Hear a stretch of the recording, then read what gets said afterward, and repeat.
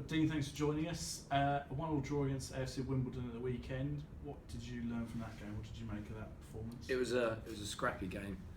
It was two teams that are clearly in a bit of a developmental stage, really. We did a lot of work on our defensive work. So when you look at the score, it's 1 goal conceded. It was a very difficult game from the point that they played very direct, looked for set pieces. Referee was very picky and bitty. So there was 6 yellow cards in total throughout the game and loads of free kicks for us and against us. So we had to deal with lots and lots of balls from wide areas, lots and lots of set pieces, corners, free kicks, long straight balls, long balls from wide areas, and we've done a lot of work on that recently in position specifically on a Tuesday and into Thursday, Friday, just getting our back four to be a little bit tighter as a unit to win first and second balls, and working on our midfield transition to pick up anything top of the 18 in that little zone that, you know, where you score your most goals.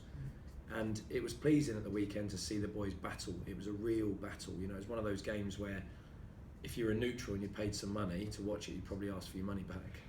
But from our point of view, we can play the pretty stuff. It's the bad part of the game that we struggle with, and we've talked about it before. You know, it's the real side of football that you don't see that often these days in academy football.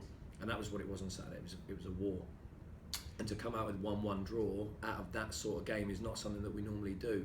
We normally come out on the end of a last-minute goal, or, you know, we concede from an individual mistake. And it was really pleasing for the boys to come out of that sort of game with a point. And you know, we'd have loved 3 points, but a point's a point. Given the recent defeats, I think 9 goals in 2 games you've conceded, spoke about that last week, it must be pleasing to at least see an improvement in that sense. Was there an improvement in terms of the problems they were able to cause you and how you dealt with the threat that was offered? Yeah, there was an improvement, and you can see that from the 1 goal conceded. We've worked a lot on aerial balls and winning first and second headers. You know, I sat on a course a couple of weeks ago with a few staff from Premier League clubs, from Championship clubs, who are under-18 coaches, and they say the same thing. Centre halves that want to go and head the ball, you know, because of the Champions League, because of Barcelona, because of Real Madrid and Bayern Munich and perfect football. A lot of people now grow up wanting to be that perfect footballer, and they kind of forget about the other parts of the game. You know, heading the ball from crosses, heading the ball from long balls. And whatever league you play in, whatever competition you play in, you will face long balls, and it's something we've really been working on recently. And me and Henry sat down and said, look, you know, we coach a specific way, and we want our players to play a specific way, but we need to expose them to the realistic side of the game.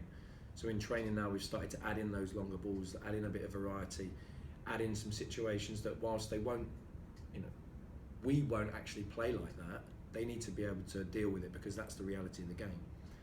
And to see them deal with it on Saturday was really pleasing, and they were put in lots of difficult situations. There were lots of first, second, third balls inside the penalty box. We're by no means perfect, and it's something that we continue to work on, but those scrappy moments when balls are hitting faces, arms, noses, you know, arses, everything, people were just chucking everything that they could in the way, and you come out of it with a 1-1 draw. And we had a few chances. We didn't create as many as we normally do in games, but you know, the boys knew after 90 minutes that they had a real fight on Saturday, and it was good to put a point on the board. No game this weekend. What's the plan for your team in the meantime? So we'll stay on our regular schedule, so we'll have activity on Saturday. It's going to be an opportunity for us to involve a few of the Group 8 players from what used to be the Under-16 group who have been in with me. We had 3 start on Saturday. Rio and Dwight and Demeji at centre forward. Started his first youth team game. Billy Bishop-Hodgkins as well, a player from Group 8, was involved for the first time with the youth team. And there's been a number of other players in and around the group all season. So it's going to be an opportunity for them to mix with the 18s, and for us to have a mixed game. We're going to do it as a proper game, home and away kits, referees, you know, make it an official fixture, but give those players that are perhaps on the edge of the squad, those players that are thinking I should be in the squad, and those players that are in the squad, an opportunity to show why they're there, and for those other ones why they should be there. So a full fixture, but a non-competitive game, if you like.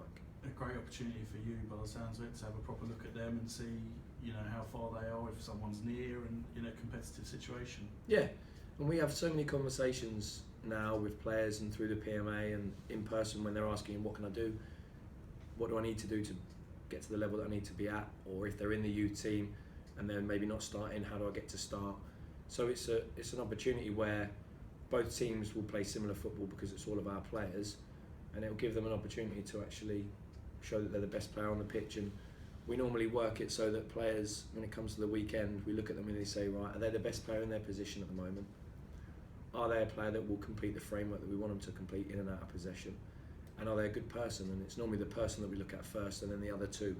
So if they can safely say that they're a great kid doing the job of a right back and can play within our framework, then they'll be the player that's starting at right back. And if they're not, then they need to look at around the group and say, well, actually I'm a little bit behind him, I'm a little bit behind him, but I'm actually better than him. So they should be able to pitch themselves in, and on Saturday it'll give them all a good opportunity to say, I'm the best player in my position. Come next week actually, Wednesday against Peterborough and Saturday against Dagenham and Redbridge, I'm the man for the job. Away from the Hive, obviously Efron's out on loan at Met Police and got 2 assists at the weekend. Are you able to see him whilst he's away there? I imagine it's a careful balance for you between your own requirements here and getting out, but how's he done? What's the reports you've heard back? Yeah, the reports have been good. I grabbed him yesterday morning. We had a quick chat just about the game, and he said that it was a tough game, but they played well, and he started from wide. Shane, who's also on loan there, came on off the bench, but he managed to get 2 assists, and he was smiling and happy and upbeat about it and being involved. So I think he's enjoying the experience. And the 2 games coming up next week, what do you expect from those?